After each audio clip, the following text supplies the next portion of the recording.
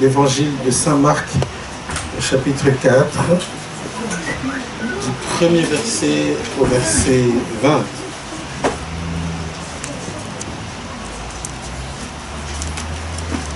Marc chapitre 4, je vais désigner quelqu'un pour lire ce matin, comme ça nous allons participer. Ma sœur Patricia, tu peux lire Marc chapitre 4, du verset 1er au verset 20. Lisons tous ensemble. Jésus se mit de nouveau à enseigner au bord de la mer. Une grande foule s'étant assemblée auprès de lui, il monta et s'assit dans une barque sur la mer. Toute la foule était à terre sur le rivage. Il leur enseigna beaucoup de choses en paraboles.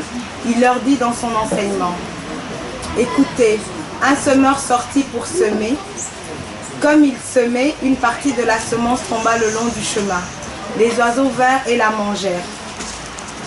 Une autre partie tomba dans un endroit pierreux où elle n'avait pas beaucoup de terre. Elle leva aussitôt parce qu'elle ne trouva pas un sol profond. Mais quand le soleil parut, elle fut brûlée et sécha, faute de racines. Une autre partie tombait parmi les épines montèrent et l'étouffèrent, et elle ne donna point de fruits. Une autre partie tomba dans la bonne terre, elle donna du fruit qui montait et croissait, et elle rapporta 30, 60 et 100 pour un. Puis il dit: que celui qui a des oreilles pour entendre, entende. Lorsqu'il fut en particulier ceux qui l'entouraient, avec les 12, l'interrogèrent sur les paraboles. Il leur dit: c'est à vous qu'a été donné le mystère du royaume de Dieu, mais pour ceux qui sont dehors, tout se passe en paraboles. Afin qu'en voyant, ils voient et n'aperçoivent point, et qu'en entendant, ils entendent et ne comprennent point, de peur qu'ils ne se convertissent et que les péchés ne leur soient pardonnés. Il leur dit encore: vous ne comprenez pas cette parabole? Comment donc comprendrez-vous toutes les paraboles?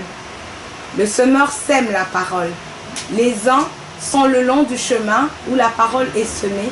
Quand ils l'ont entendue, aussitôt Satan vint et enlève la parole qui a été semée en eux. Les autres, pareillement, reçoivent la semence dans les endroits pierreux. Quand ils entendent la parole, ils la reçoivent d'abord avec joie, mais ils n'ont pas de racines en eux-mêmes, ils manquent de persistance, et dès que survint une tribulation ou une persécution à cause de la parole, ils y trouvent une occasion de chute. D'autres reçoivent la semence parmi les épines, ce sont ceux qui entendent la parole, mais en qui le souci du siècle, la séduction des richesses et l'invasion des autres convoitises étouffent la parole et la rendent infructueuse. D'autres reçoivent la semence dans la bonne terre, ce sont ceux qui entendent la parole, la reçoivent et portent du fruit 30, 60 et 100 pour un. Amen. Alors notre deuxième texte, c'est dans le livre des Actes, Actes des Apôtres, chapitre 8, du verset 26 au verset 40. Tu peux encore lire, ma sœur, s'il te plaît? Un ange du Seigneur s'adressa à Philippe, lui dit: lève-toi et va du côté du midi sur le chemin qui descend de Jérusalem à Gaza, celui qui est désert. Il se leva et partit, et voici un Éthiopien, un eunuque, ministre de Candace, reine d'Éthiopie, et surintendant de tous ses trésors, venu à Jérusalem pour adorer. S'en retournait assis sur son char, et lisait le prophète Ésaïe. L'Esprit dit à Philippe: avance et approche-toi de ce char. Philippe accourut et entendit l'Éthiopien qui lisait le prophète Ésaïe. Il lui dit: comprends-tu ce que tu lis? Il répondit: comment le pourrais-je si quelqu'un ne me guide, et invite Philippe à monter et à s'asseoir avec lui. Le passage de l'Écriture qu'il lisait était celui-ci: il a été mené comme une brebis à la boucherie, et comme un agneau muet devant celui qui le tond. Il n'a point ouvert la bouche. Dans son humiliation, son jugement a été levé, et sa postérité qui la dépeindra, car sa vie a été retranchée de la terre. L'eunuque dit à Philippe: je te prie, de qui le prophète parle-t-il ainsi? Est-ce de lui-même ou de quelqu'un d'autre? Alors Philippe, ouvrant la bouche et commençant par ce passage, lui annonça la bonne nouvelle de Jésus. Comme ils continuèrent leur chemin, ils rencontrèrent de l'eau, et l'eunuque dit, « Voici de l'eau, qu'est-ce qui empêche que je ne sois baptisé ?» Philippe dit, « Si tu crois de tout ton cœur, cela est possible. » L'eunuque répondit, « Je crois que Jésus-Christ est le Fils de Dieu. » Il fit arrêter le char. Philippe et l'eunuque descendirent tous deux dans l'eau, et Philippe baptisa l'eunuque. Quand ils furent sortis de l'eau, l'Esprit du Seigneur enleva Philippe, et l'eunuque ne le vit plus, tandis que joyeux, il poursuivait sa route. Philippe se trouva dans Azote, d'où il alla jusque Césarée, en évangélisant toutes les villes par lesquelles il passait. Amen. Amen. Bien-aimés, ce matin, nous voulons étudier la parabole du semeur. Et Jésus avait l'habitude de parler en parabole. C'était devenu un style de communication du Maître Jésus, de parler en parabole. Et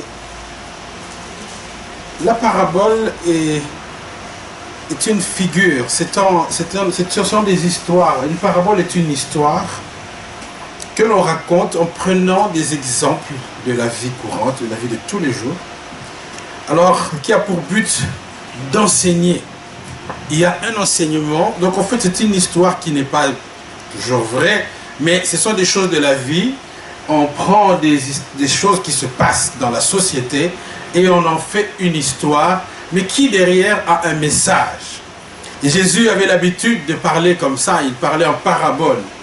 C'est-à-dire que on ne te dit pas directement ce qu'il y a derrière, mais tu dois devoir, il va falloir que tu comprennes, que tu analyses, que tu ailles dans la profondeur pour décoder le message qui est derrière. Alléluia. Amen. Et Jésus parlait souvent comme ça. Et même les gens lui ont demandé, mais pourquoi tu parles toujours comme ça? Il a dit, non, c'est afin que les gens qui voient ne voient pas. Que ceux qui entendent n'entendent pas. C'était en fait une manière codée de donner son enseignement. Parce que les gens étaient... les Juifs à l'époque, ils discutaient beaucoup. Ils refusaient le message de Jésus. Ils ne voulaient pas croire. Et c'était un peuple qui était, la Bible parle d'un peuple au cou raide. C'est-à-dire qu'ils s'étaient détournés de Dieu et ils refusaient d'écouter la parole de Dieu. Alors Jésus leur parle en parabole pour vraiment pour montrer, en fait, c'est une manière de démontrer leur ignorance. Parce que pour comprendre ce que Jésus disait, d'ailleurs les Juifs étaient toujours en train de discuter avec le Seigneur, ils étaient toujours en train de vouloir le contredire, mais c'était fait exprès. C'était fait exprès pour qu'ils puissent ressortir leur niveau très bas de la connaissance des choses de Dieu. Quelqu'un donne un mot amen. Amen. Un style voilé. Et ici, il est en train de parler du semeur. Il prend un exemple du semeur pour parler du royaume de Dieu. Le royaume de Dieu. Il prend l'exemple d'un semeur. Et à l'époque, en Israël, il y avait des terres fertiles et des terres qui n'étaient pas du tout fertiles. Alors Jésus va prendre cet exemple pour parler, pour expliquer les choses, les mécanismes de la parole, ce qui se passe dans le royaume de Dieu.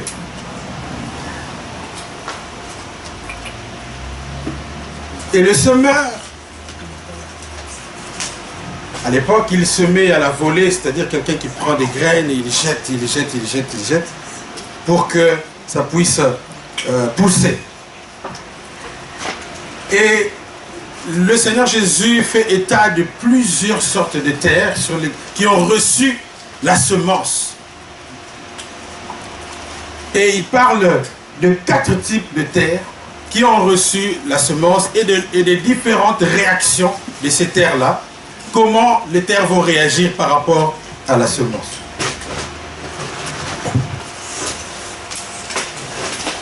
La première catégorie de terres qui reçoit la semence dans cette parabole,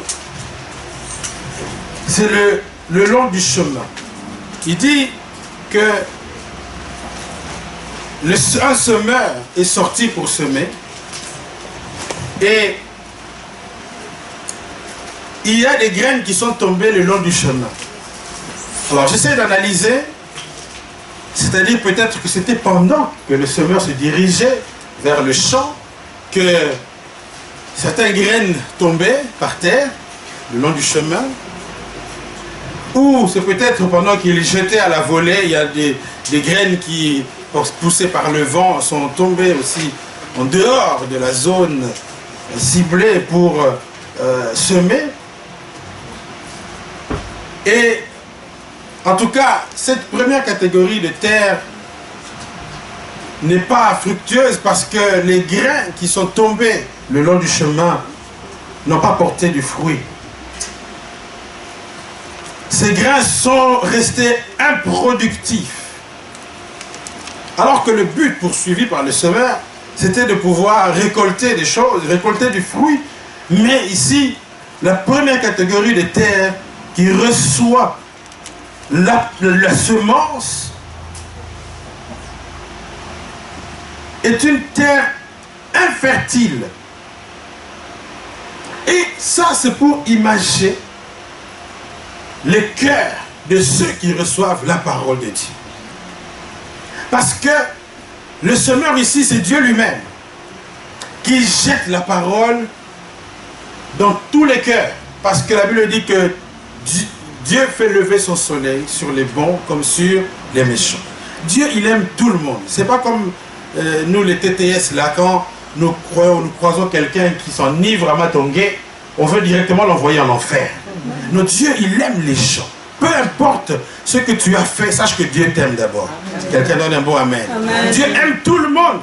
Nous aimons les gens qui sont propres comme nous, hein, qui ont un langage pieux, qui dit toujours shalom mon frère.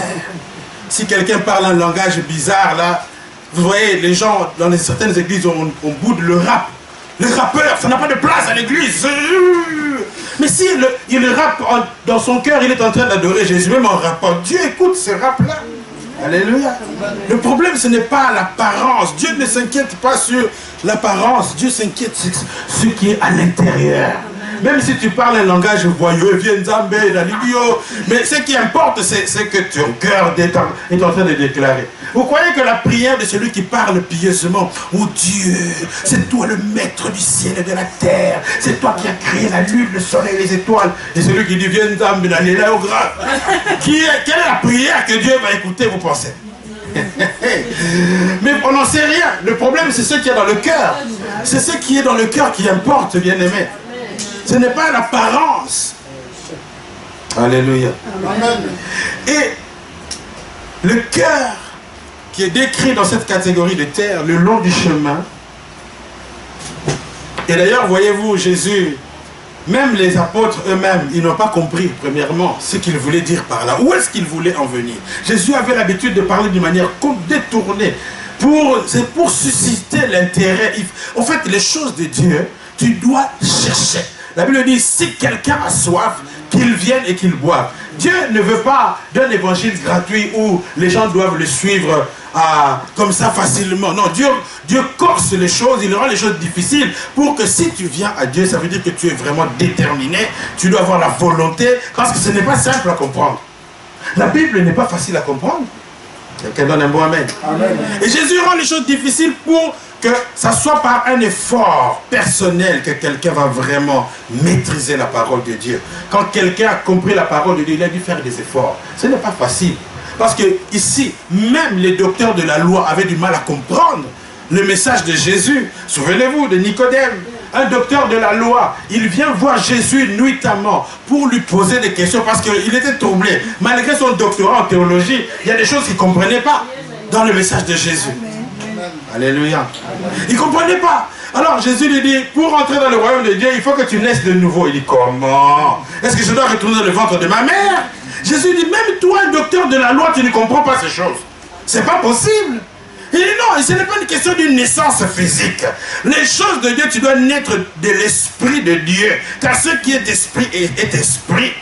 Tu dois naître de nouveau, c'est-à-dire que tu dois il faut que tu reçoives Jésus. La Bible dit dans l'évangile de Jean, à ceux qui l'ont reçu, à ceux qui croient en son nom, la parole a donné le pouvoir de devenir enfants de Dieu, lesquels sont nés ni de la volonté de l'homme, ni de la chair, mais de Dieu lui-même. C'est-à-dire que quand tu reçois la parole de Dieu dans ton cœur et que tu l'acceptes, que tu réagis positivement à cette parole, alors tu es comme quelqu'un qui vient de naître. Tu es spirituellement une nouvelle créature. À cause de la parole, tu es né de nouveau. Cette parole dans laquelle tu as cru te fait naître de nouveau. La personne que l'on connaissait, bizarroïde, cette personne-là est morte à la croix avec Jésus, mais une nouvelle personne va sortir de cette rencontre avec la parole de Dieu.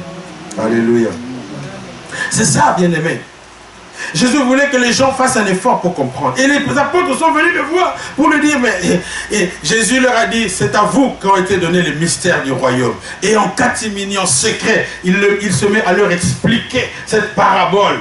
Il leur dit, voilà ce que veut dire cette parabole. Les gens qui étaient dans la foule, eux, ils ont entendu un message, mais ils n'ont pas compris le fond du message. Mais ceux qui étaient venus dans l'intimité de Jésus, bien aimé, c'est pour dire aussi que les choses de Dieu, ça se reçoit dans l'intimité. Ce n'est pas dans la superficialité. Tu dois entrer dans la profondeur pour comprendre. Tu dois t'avancer pour pouvoir saisir l'appel de Dieu qui t'est lancé. Alléluia. Et alors, en secret, il commence à leur expliquer cette parabole. Il leur dit que les grains qui sont tombés le long du chemin, c'est comme... Pour moi, j'essaie de décoder ça en disant que le long du chemin, ce sont ceux qui viennent écouter la parole de Dieu par hasard.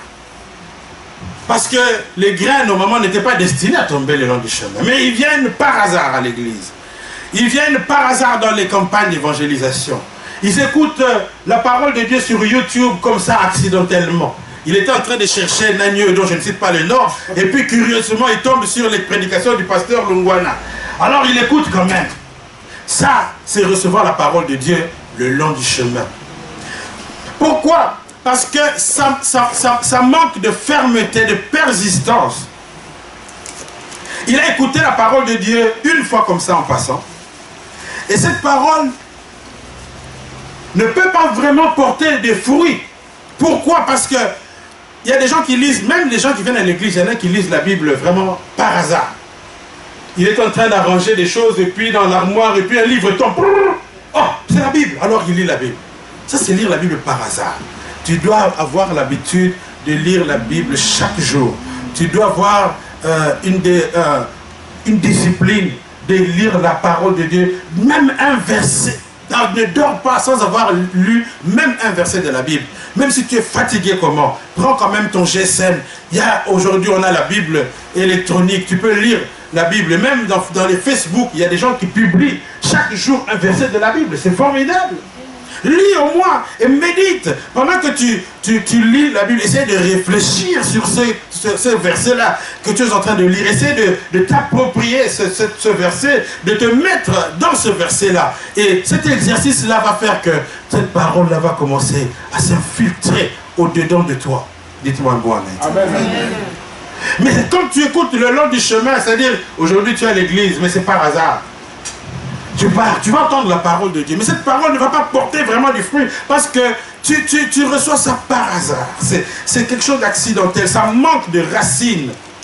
Parce qu'un arbre, pour pouvoir tenir, bien aimé, doit avoir des racines.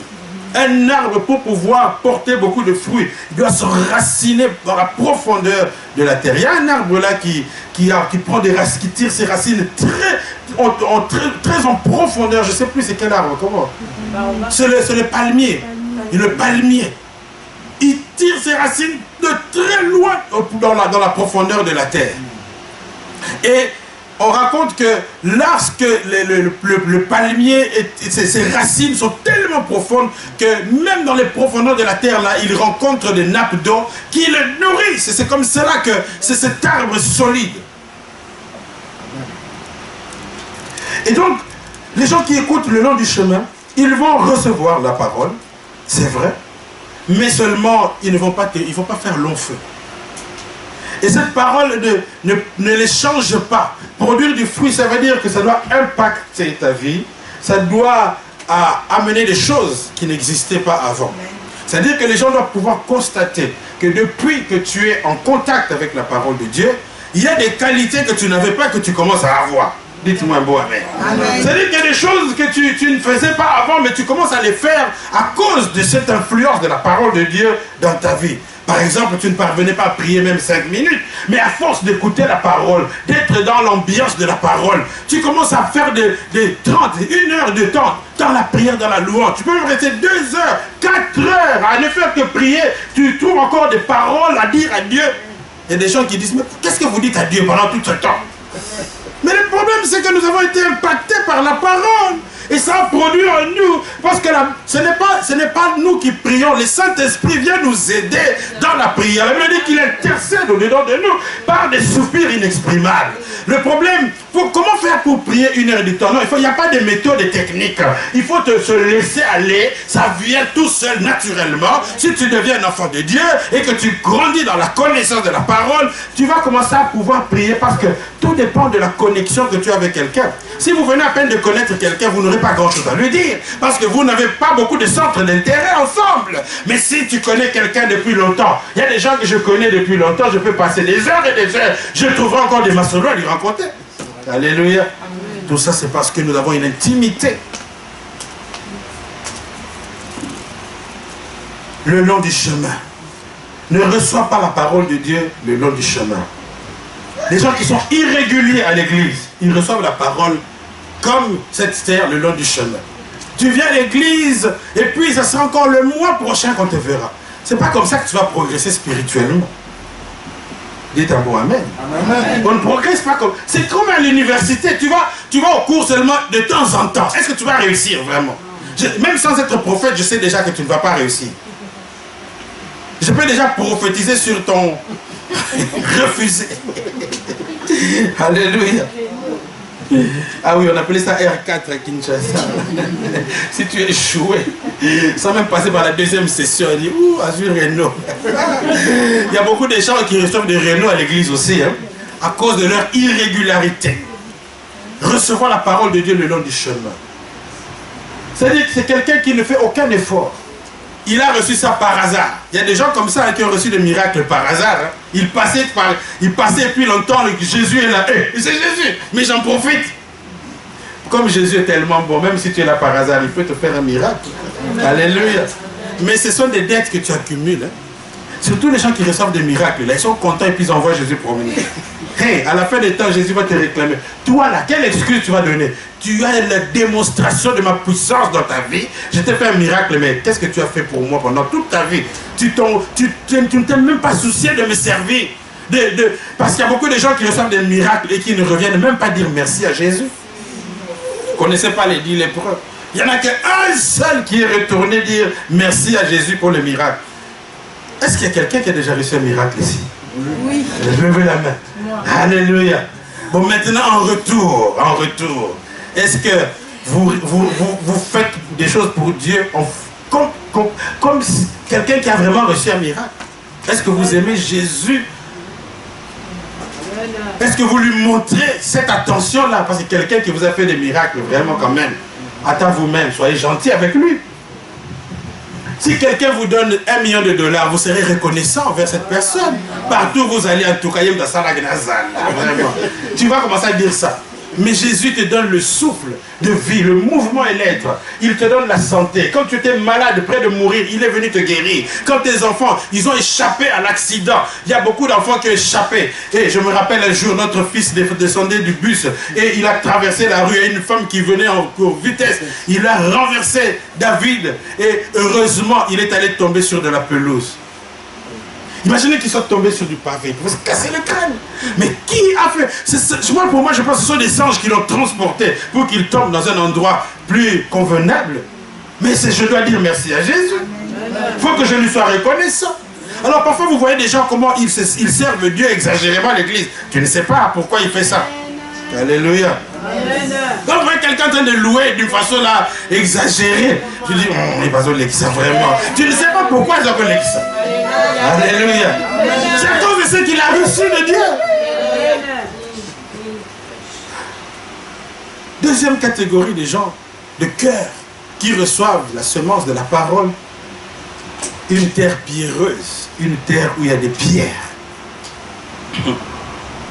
Une terre où il y a des pierres. C'est difficile de pouvoir semer et récolter dans une terre pierreuse. Les agriculteurs savent qu'il faut d'abord préparer la terre avant de mettre la semence. Il y a même des terres qu'on laisse pendant longtemps pour que ça respire et que quand on va semer, ça puisse encore être, on appelle ça en jachère, laisser la terre en jachère. C'est-à-dire qu'on laisse la terre se reposer et ça se ressource et on prépare. Et quand on va venir semer, la récolte sera abondante. Mais une terre pierreuse, tu ne vas rien récolter. Même si Dieu, autant aussi Dieu qu'il est, s'il sème sur une terre pierreuse, il n'aura pas beaucoup de récoltes. Et la terre pierreuse est comparable à quelqu'un qui vient à l'église comme pour une mode. Il vient à la... Vous savez, aujourd'hui, tout le monde veut aller à l'église. Pour avoir une bonne image. Je vois à Kinshasa, même des hommes politiques, ils vont à l'église pour se refaire une virginité. Parce qu'on sait que ce sont des tchors d'habitude. Et alors maintenant, ils vont à l'église pour dire au peuple, voilà, nous sommes quand même des gens bien. Les autres qui ne viennent pas à l'église, ce sont des gens qui vont dans des loges, dans des sciences mystiques. Mais quand même, quand on voit Emmanuel Macron à l'église, on dit, oh, ça c'est bien ça, tout le monde va voter pour lui. Mais tu ne viens pas à l'église vraiment de tout ton cœur. Venir à l'église, ça doit être quelque chose qui vient du plus profond de ton cœur. Il y a des gens qui viennent à l'église comme par la mode. Tous mes amis vont à l'église, donc moi aussi je vais à l'église. Tout le monde va à la prière. Aujourd'hui, tout le monde parle de prière. Avant, les gens allaient chez les féticheurs. Dès qu'ils perdaient quelque chose, une bague en or, alors pour savoir qui a volé la bague, il va chez les féticheurs. Mais aujourd'hui, les gens vont chez les prophètes. C'est plus propre. Là, les prophètes prophétisent qui a volé ma bague. Mais non, nous ne sommes pas des féticheurs. Tu dois prier toi-même. Amen, amen, amen. Tu dois aussi avoir une relation personnelle. Il y a des gens qui veulent faire des pasteurs comme des féticheurs. C'est comme ça que les pasteurs deviennent des truands. Parce que vous lui donnez tellement d'importance qu'il va venir te réclamer. Donne-moi 2000 €. On m'a raconté une histoire. Ici à Bruxelles, il y a une fille qui est la fille du roi d'Espagne. Une fille qui n'est pas, qui n'est pas connue officiellement. Mais elle est la fille du roi d'Espagne. Et cette fille, on l'a menée par une église, par une Congolaise, dans une des églises congolaises aussi. Et elle a aimé la manière dont on prêche dans les églises de réveil des Congolais. Alors, mais comme elle est naïve dans la connaissance de la parole de Dieu, elle est allée dans les églises. Dès qu'ils ont su que c'est la fille du roi, les offrandes, les enchères sont montées. On commence à lui imposer, mais on dit, toi aujourd'hui tu dois donner 2000. Et lui, elle aussi, elle donne. Et on lui dit, on doit payer maintenant les bâtiments. Elle a donné son chèque sans problème. Mais tu vois, on abuse d'elle à cause de son manque de connaissance. Quand quelqu'un est nouveau dans la parole de Dieu, il ignore beaucoup de ces choses-là. Vous voyez? Alors, venir à l'église, une terre pierreuse, c'est venir comme pour une mode ou une coutume. Dans notre famille, tout le monde prie. Même mon oncle est diacre. Mon papa était pasteur, alors je vais à l'église. Non, ça n'a rien à voir avec ça. Tu dois aller à l'église de par toi-même. Tu dois prendre une décision de suivre Jésus, de connaître Jésus. C'est toi-même qui dois te décider. Ce n'est pas parce que tu es l'enfant d'un pasteur que forcément tu iras au ciel. Non, il faut que quand tu es en vie, tu prennes la décision de suivre Jésus, de donner ta vie à Jésus, de te repentir de tes péchés. De demander pardon à Dieu. Toi-même, ce n'est pas le pardon, ce n'est pas ton père qui est pasteur qui va faire que tu vas entrer au ciel. On ne va pas à l'église comme par coutume ou par mode. En fait, la terre pierreuse, ce sont des gens qui n'ont pas d'attache sérieuse avec Dieu. Il y a des gens comme ça qui sont des chrétiens ambulants. Il n'y a pas d'église. Il y en a même que des églises virtuelles. Mon église, c'est Internet. J'écoute la parole. Mais non, tu dois avoir une attache. C'est ça qui va faire. J'ai dit tout à l'heure que ce qui fait croître la foi de quelqu'un, C'est quand tu reçois, quand tu es enraciné, quand les racines sont arrosées, alors l'arbre va pousser très haut. Et si tu veux grandir dans la parole de Dieu, dans les choses de Dieu, tu dois être enraciné dans ces choses-là. Tu ne dois pas, la parole de Dieu ne doit pas tomber comme dans une terre pierreuse, elle ne va pas produire du fruit. Tu dois être attaché à une église locale. Dis à ton voisin, je dois être attaché à une église locale. C'est une attache, bien-aimé. L'église est un point d'attache avec Dieu. Qu'est-ce qui te rattache à Dieu? Qu'est-ce qui te rappelle la présence de Dieu? Si l'église nous rappelle, et beaucoup de gens pensent qu'à cause des abus des pasteurs, oh, les gens sont très forts pour parler des abus des pasteurs, mais les bandits, et même aussi ils font des abus, ils n'en parlent pas beaucoup. Ce n'est pas parce qu'il y a des pasteurs qui abusent qu'il faut éliminer l'église, bien-aimé. Si Jésus, il dit, je bâtirai mon église, et le séjour des morts ne prévaudra point contre elle. C'est Jésus qui a pris l'initiative de bâtir l'église. Il savait qu'il y aurait aussi des pasteurs farfelus, des faux prophètes qui extorquent les gens. Il savait qu'il y aurait des prophéties contre le remboursement. Il était au courant de tout ça bien en avance. Mais il a quand même dit que je vais bâtir mon église. Maintenant, c'est à vous de vous acheter un détecteur pour comprendre quelle est la bonne et la mauvaise église. Est-ce qu'il faut éliminer les dollars parce qu'il y a des faux dollars? Est-ce qu'il faut éliminer les euros parce qu'il y a des contrefaçons de euros? Non! Tout le monde s'achète, les magasins sérieux s'achètent un détecteur de faux billets. Mais il y a que les chrétiens qui ne s'achètent pas ce détecteur de faux pasteurs et de fausses doctrines. Il faut que tu connaisses la parole de Dieu toi-même pour savoir que ce que le pasteur est en train de dire là, c'est une grosse ânerie, une grosse fausseté. Il est en dehors de la parole, ce n'est pas biblique. Il faut que tu connaisses la parole de Dieu. Mais tout ça, c'est quand tu es attaché à une église locale où on va t'enseigner la parole de Dieu. On n'apprend pas la parole de Dieu le long du chemin. C'est dans une église. Tu dois être assis dans une église où un pasteur t'enseigne. Quelqu'un qui a la connaissance, qui t'enseigne la parole de Dieu. Une terre pierreuse ne peut pas produire beaucoup de fruits. Faute de racines. Parce qu'elle ne s'enracine jamais. Impossible de prendre des racines dans une terre pierreuse. Les pierres empêchent les racines de s'enfoncer dans la terre. Dites-moi un mot, amen. Amen. Manque d'attache. Et même quand tu es dans une église, à bout d'un certain temps, tu dois t'attacher dans un ministère. Il faut que tu fasses quelque chose qui te rattache. Vous savez quoi? Faire un ministère, il y a des gens qui veulent que les gens qui font le ministère soient des gens parfaits, qui ne font jamais d'erreur. C'est faux.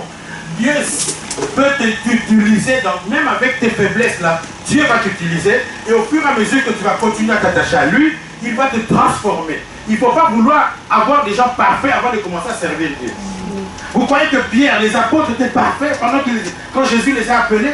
Ils n'étaient pas parfaits. Justement, Jésus les a appelés pour les rendre parfaits. Parce que si tu restes loin, tu ne seras pas parfait. C'est dans la présence de Jésus que tu vas te perfectionner. Il y a des gens qui ne veulent pas faire le ministère. Ah, je suis faible ces jours-ci. Mais non! La Bible dit, c'est quand je suis faible que je suis fort. Dieu va transformer tes faiblesses en force. Tu dois te confier en Dieu et il va changer tes faiblesses. Ce n'est pas en restant seul, en attendant que je devienne d'abord parfait avant que je commence à chanter à l'église. Non! Mais bien sûr, je n'encourage pas les gens qui font le ministère à faire n'importe quoi. Il faut avoir un minimum de témoignage, un minimum de sérieux quand même. C'est comme si vous allez dans une fête, vous trouvez le pasteur et sa femme en train de danser Yamadeo, attends vous-même. Vous allez avoir des problèmes pour venir dans cette église-là. Pasteur, on a suspect. La manière dont il est beau quand il danse, là, c'était compliqué. Mais quand même, Dieu nous accepte comme nous sommes et il nous rend à son image après. Il va travailler ton cœur, il va commencer à te corriger, il va commencer à te dire, voilà, ma fille, ça ce n'est pas bien.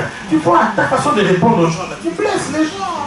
Tu dois avoir la douceur. La Bible dit que votre douceur soit connue de tous. Et à force d'entendre ces paroles-là, tu acquiers aussi la douceur. Quelqu'un qui était compliqué, caractère bizarre, des gens difficiles, au bout d'un certain temps, on voit, ah, mais elle est devenue douce comment? Comment elle a fait? C'est la présence de Dieu. Ce sont les racines. Et je disais encore que les ministères t'attachent à Dieu au point où, tel que si tu sais que tu vas chanter demain, tu sais que tu dois chanter demain, même si tu avais envie de commettre certains péchés là, Ça commence à te mettre des doutes. Pourquoi? Ça te met des barrières, des garde-fous. Tu te dis, ah, l'homme se l'envoyé, bah vraiment, comment je vais faire pour chanter si je fais ça? Vous voyez? Ou même si tu tombes dans le péché, mais le fait que tu es dans le ministère, ça va te précipiter dans la repentance, parce que tu ne peux pas rester longtemps dans ce péché-là, sans que tu aies demandé pardon à Dieu et que tu sois à l'aise quand tu vas venir prendre le micro et prêcher ou chanter. Ça te pousse. Le ministère est un garde-fou. Ça te permet de rester dans le Seigneur, même s'il y a des faiblesses, même si on chute parfois. Mais quand tu es attaché à un ministère, ça va te rappeler que tu dois être saint, que tu dois être propre. Tu dois avoir des vêtements propres. Quand tu viens dans la présence de Dieu, tu te rappelles que tu dois être propre. Donne-moi notre micro. Amen. Alléluia. C'est ça qui te manque parfois pour pouvoir décoller spirituellement. Attache, tu dois avoir des attaches. Troisième sorte de terre, une terre où il y a des épines, impossible de produire à cause des épines, parce que les épines vont étouffer la parole de Dieu. Et les épines, Jésus a expliqué que les épines, une terre où il y a des épines, c'est un cœur qui est rempli des soucis de ce siècle et de la séduction des richesses de ce siècle. Ce sont des épines, les soucis de la vie. Quand tu as, la Bible dit ne vous inquiétez de rien. Quand tu as trop de soucis dans ton cœur, tu t'inquiètes de tout. Tu ne peux pas recevoir. Un cœur comme ça ne peut pas produire des fruits de Dieu à cause des soucis de la vie. Il y en a aussi qui se soucient trop de comment, qu'est-ce que je vais manger demain. Les gens se soucient d'avoir le dernier Gucci.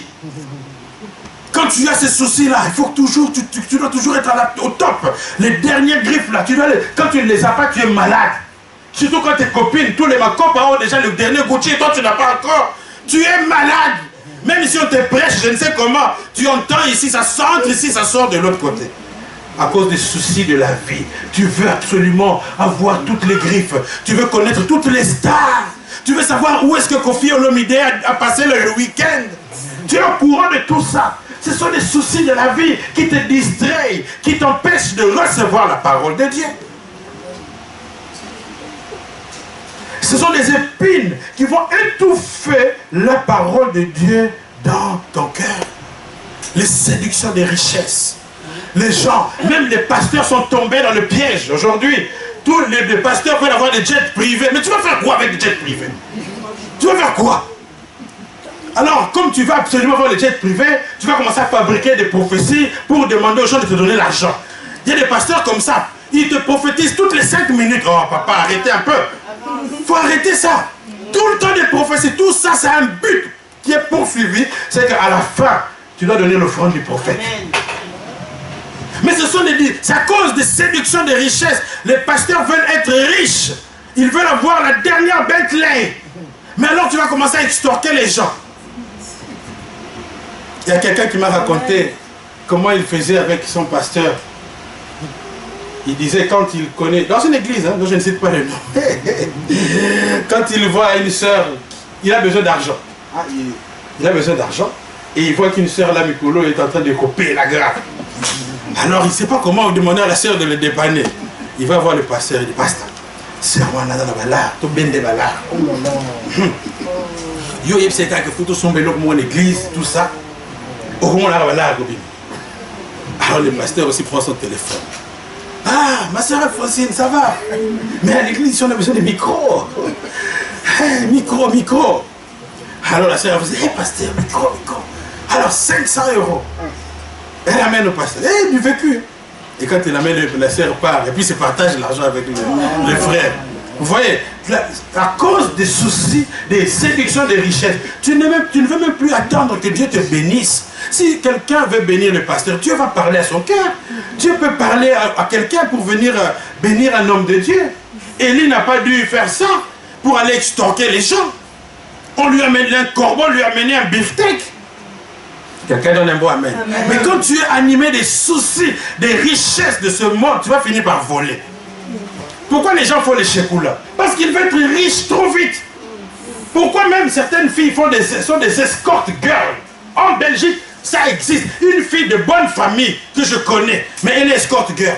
Vous savez ce que c'est escort girl? Ça veut dire que quand les ministres voyagent, Donald Trump vient à Bruxelles, alors pour son séjour là, il lui faut une belle fille, bien classe et tout, on t'appelle, on te paye l'argent, 2000 € pour juste la soirée que tu vas passer avec un ministre. C'est de la prostitution. Tout ça parce que tu veux t'acheter une 4x4. Alors on voit une jeune fille de 25 ans, 4x4, toute neuve, flambant neuve. Mais Azula Rambongo, ouais, tu ne sais pas. C'est pour ça qu'il ne faut pas copier les gens, il ne faut pas envier les gens. Tu ne sais pas d'où est-ce qu'il tire son argent. Amen. Alléluia. Attends le temps de Dieu, Dieu va te bénir. Dieu va te donner ce que tu as besoin. Les bénédictions de Dieu, ça marche, ça vient par les escaliers. Mais quand ça vient, ça te bénit vraiment, vraiment. Ça du diable prend l'ascenseur, mais après ça amène des tourments. Il faut avoir le contentement, se contenter de ce que Dieu te donne. C'est une richesse, bien-aimé. Sois heureux avec ce que Dieu t'a donné aujourd'hui. Même s'il te manque des choses, sois quand même content de ce que tu as, parce que demain, Dieu te réserve de bonnes choses. Peut-être que Dieu est en train de te préparer d'abord avant de te donner ça. Il y a des gens qui ont reçu des bénédictions trop vite, ils se sont cassés les dents. Il y en a qui se sont mariés trop vite parce qu'elles n'étaient même pas préparées, elles ont fini par divorcer. Pourquoi? Faute de préparation. Tout doit se préparer. Dieu doit te préparer d'abord, avoir même pour devenir un bon millionnaire, il faut être préparé. Parce que si tu deviens millionnaire avec des idées bizarres, l'argent là, tu vas utiliser ça pour faire du mal aux gens. Amen. Amen. Il faut se contenter. Ne pas être séduit par les richesses de ce monde. Et ça étouffe la parole. Parce que quand tu viens à l'église avec tous ces soucis-là, les pasteurs peuvent s'époumoner. C'est pour cela que tu n'évolues pas spirituellement. À cause des soucis. Toute la parole que Dieu te donne, le diable vient voler ça. C'est un voleur. Voilà que je parle là, ça rentre. Mais quand vous allez sortir, si tu demandes à quelqu'un, qu'est-ce qu'on a prêché? Mais je ne sais plus. Le voleur est passé par là. Les soucis de la vie viennent pour étouffer la parole de Dieu. Les soucis, tu veux connaître toutes les danses, toutes les nouvelles danses, tu veux être à la page. Je me rappelle quand on était encore de l'autre côté, on faisait, quand une nouvelle danse sortait là, des haïkos, on prenait d'abord du temps, des après-midi à étudier Jossard, comment il bouge là, tu suis les pas, et puis quand tu vas à la fête, tu danses. Tout le monde dit, ah, mais ce garçon, il danse plus que Lengue, c'est pas possible. Alléluia. Les soucis. Tu veux te préoccuper de ces choses-là, les plaisirs de la vie. Tu veux connaître quel est le dernier album de grands prêtres, comment il s'appelle encore. Tu veux tout savoir. Tu es préoccupé. Fanny, qu'est-ce qu'il a sorti maintenant? Kofi, mais tu es distrait avec ça. Et même quand tu lis la Bible, déjà ton cœur est chez Fanny et chez Kofi, ça n'entre plus. Amen, amen. Oh, il n'y a pas beaucoup d'amen. Hein? Qu'est-ce qui se passe là? Vous n'êtes pas d'accord avec ce que je dis? Alléluia. Les soucis de la vie. Bien aimé, je ne dis pas que tout est mauvais. Mais il faut avoir du recul par rapport à certaines choses de la vie. Tu peux même regarder la télé, même les séries, ce n'est pas forcément mauvais. Mais le problème avec certaines personnes, c'est qu'ils deviennent accros. Donc ils connaissent tout par cœur. Si je donne un nom d'un acteur ici, Brad Pitt, tout le monde dit, ah, on connaît. Mais si je dis Jephthé, ah, il y en a qui ne connaissent même pas. Pourtant, c'est dans la Bible, dans votre Bible. Vous voyez? Pourquoi? Parce que vous êtes plus préoccupé par les choses de ce monde, plus que les choses de Dieu. Et c'est ça qui étouffe la parole. Les soucis, là, ces envies-là de connaître tout ce qui se passe dans le monde. Il y a des jours où si tu peux éteindre ta télévision, tu ne vas pas mourir si tu ne regardes pas la télé. Et même les informations peuvent devenir une drogue. Il y a des gens qui regardent toutes les chaînes d'information. À 19h, c'est RTBN. À 19h30, c'est RTL. Et à 20h, c'est LCI et TF1. Et ils zappent tout le temps. Et puis encore, TV5. Et puis tu passes encore, France 24. Et si tu parles un peu l'anglais, tu vas aussi écouter CNN ou bien BBC. Et puis tu passes toute la soirée après. Et puis quand on te dit, est-ce que tu as prié? Non, tu es fatigué. Parce que tu as zappé. Bien aimé, il faut avoir de la mesure, équilibre. Et regarde les informations du monde, Parce qu'il y a aussi des gens qui sont déséquilibrés. Tu ne regardes jamais la télé, mais on te dit qu'il va pleuvoir, et puis tu n'es pas au courant, puis tu sors comme ça, tu attends toute la pluie sur toi. Tu dois écouter la météo de temps en temps aussi. Alléluia. Alléluia. Bien aimé, ces soucis de la vie là, ça fait que même si on va à l'église, la parole de Dieu ne produit pas les changements attendus. Et Dieu est triste parce que, vous savez, l'église c'est comme une vigne et Dieu est le vigneron. Et il attend que tu produises des raisins. Il attend de voir des fruits de l'esprit dans chacun de nous. Comment se fait-il que quelqu'un qui reste à l'église pendant 20 ans, il a toujours un sale caractère? Pourquoi? Parce que pendant tous ces 20 ans-là, toutes les prédications du pasteur ne l'ont pas affecté un temps soit peu. Il a étouffé. Chaque prédication, dès qu'on prêche, les épines viennent étouffer. Les soucis de la vie, les convoitises de ce monde, et les préoccupations multiples, la sapologie, tout ce qui n'a pas. Et quand il n'a pas quelque chose, il est malade. Il y a des gens, quand il n'a pas le dernier collier là qui est à la mode, son mari ne va plus dormir. Hein. Elle va le tourmenter jusqu'à ce que le mari va aller faire un chékoula au travail pour lui acheter. Vous voyez? Et même, j'ai écouté le pasteur Roland Dallot qui disait que il y a certaines femmes de pasteurs qui poussent les pasteurs à commencer à demander des offrandes en désordre. Mais moi, je ne suis pas parti en vacances. Et alors, il parlait au Congo, il dit, toutes nos vacances, c'est toujours à Kimpese, alors que les autres vont à Dubaï. Alors, quand le pasteur entend ça tout le temps, il commence à se fâcher à l'église s'il n'y a pas d'offrande. Il y a certaines prédications colériques là que vous entendez, vous ne comprenez pas pourquoi. C'est la baffe. Vous irez en enfer, tous. La cognée est déjà mise à la racine. Ceux qui ne croient pas, ils seront mis au feu. Vous ne savez pas, le pasteur est en colère. Alléluia. Bien aimé, il faut tout ça, il faut éliminer les épines. En fait, pour une bonne récolte, il faut que chacun prépare la terre. Amen, amen. Le quatrième type de terre, c'est la bonne terre. Alléluia. La bonne terre, c'est-à-dire une terre qui est tellement fertile que quand on a semé quelque chose dedans, ça produit, un grain peut produire 30, un autre 60, un autre 100. Ça, c'est la bonne terre. Et la bonne terre, je la compare à un cœur qui est arrosé par l'adoration, la louange. Amen. Alléluia. Amen. Bien aimé, pour bien écouter la parole, il faut adorer. Ne néglige jamais le moment de l'adoration. Les moments de la louange sont stratégiques. Quand tu adores Dieu, ton cœur est disposé. Amen, amen.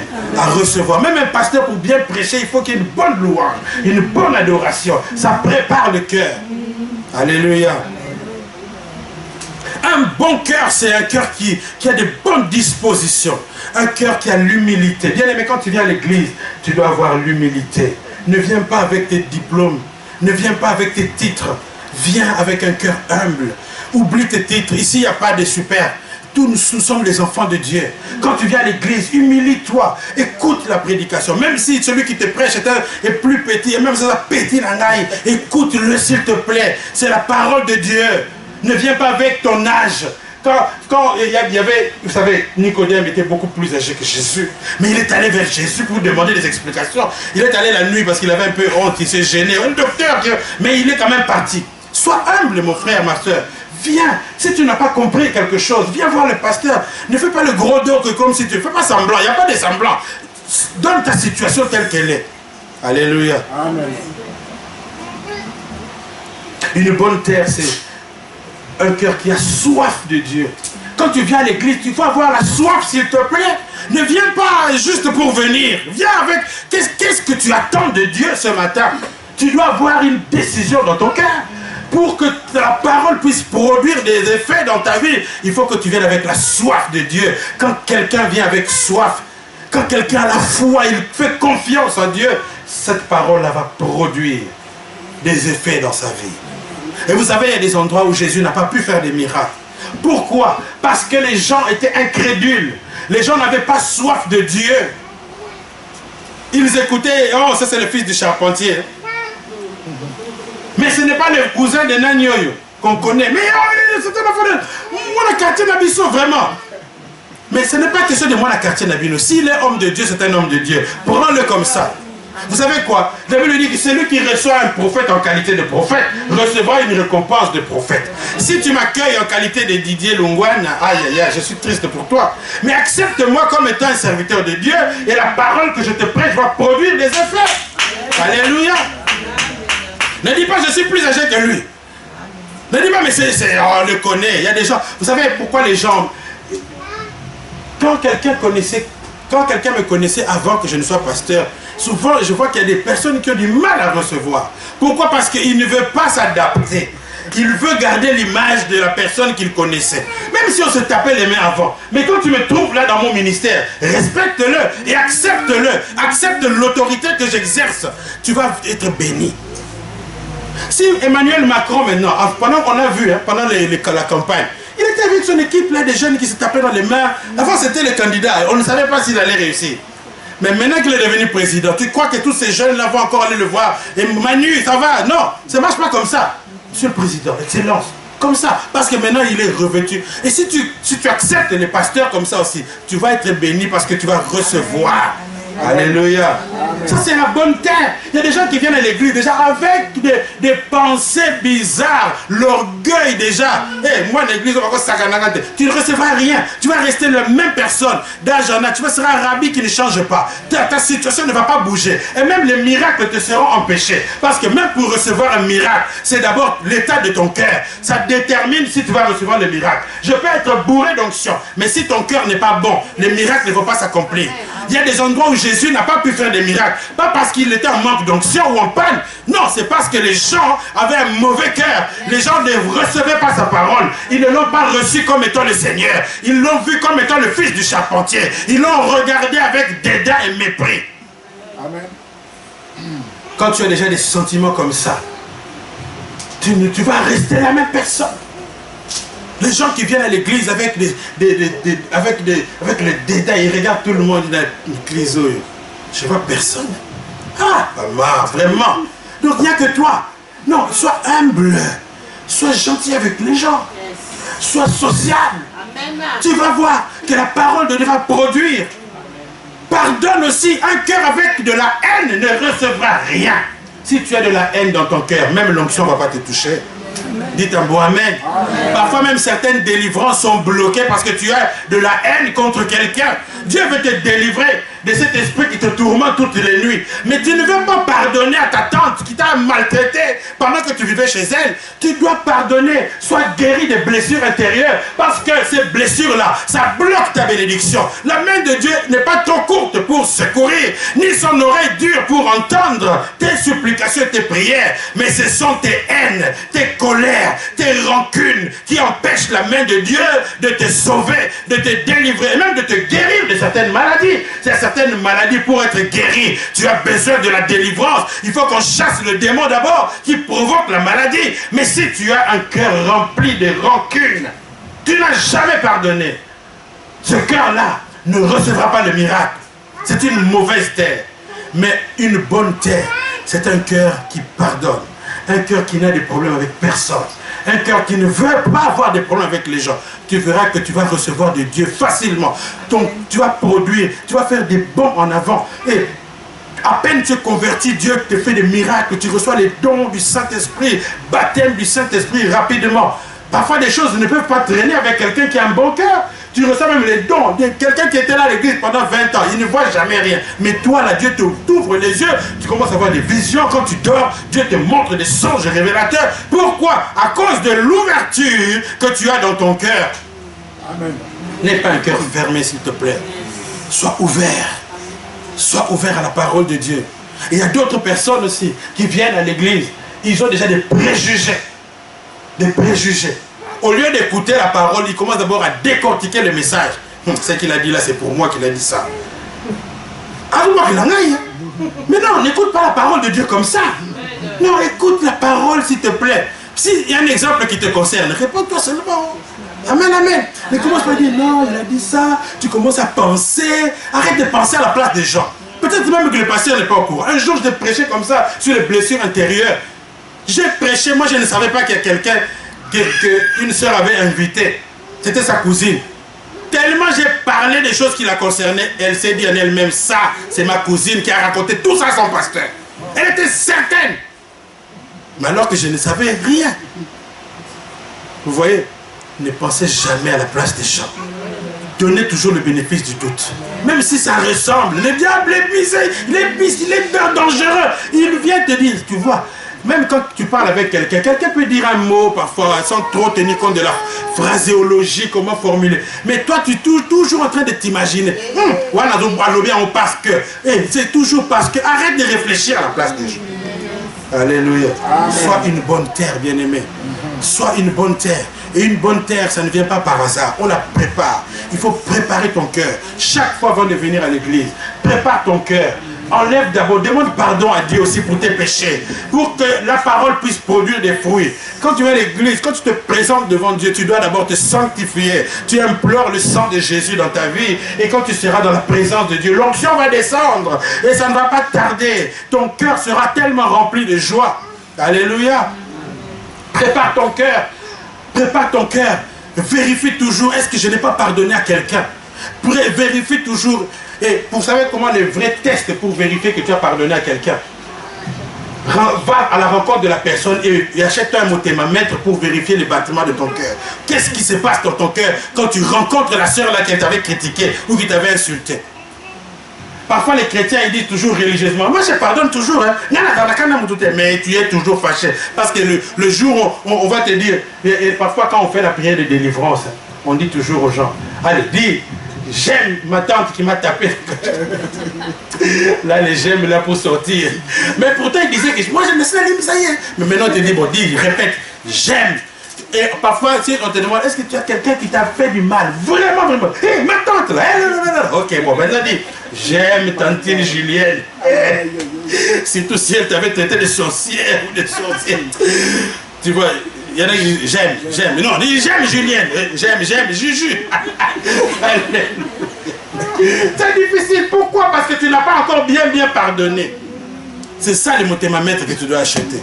Vérifie. Quand tu croises la sœur là qui avait tu t'es disputé, tu changes de ton toit. Pourquoi? Ça veut dire que tu ne l'as pas encore pardonné.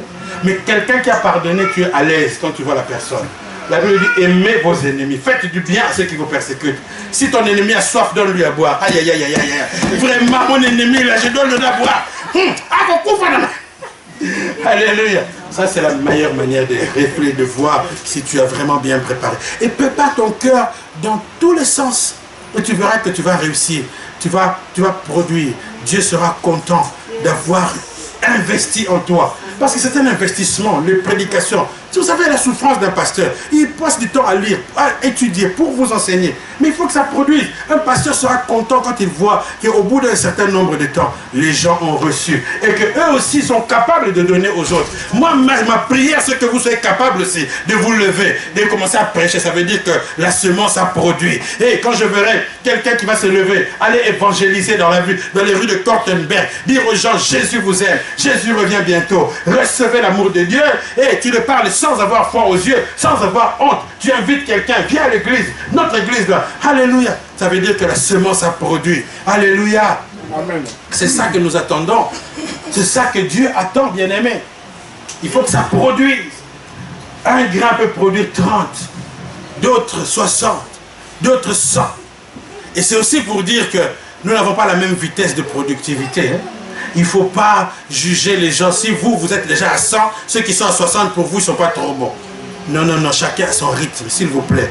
À l'église, nous supportons les faibles. Nous les encourageons aussi à avancer au même niveau que nous. Alléluia. Et nous prions pour ceux qui sont encore en retard, pour qu'eux aussi avancent. On n'est pas là pour critiquer les gens, pour juger les gens. On est là pour s'entraider spirituellement. Et ensemble, nous avançons dans la gloire de Dieu. Que Dieu vous bénisse. Amen. Alléluia. Gloire à Dieu. Alléluia. Prions tous ensemble, bien-aimés. Prions, bien-aimés. Chacun de nous va prier pour être productif.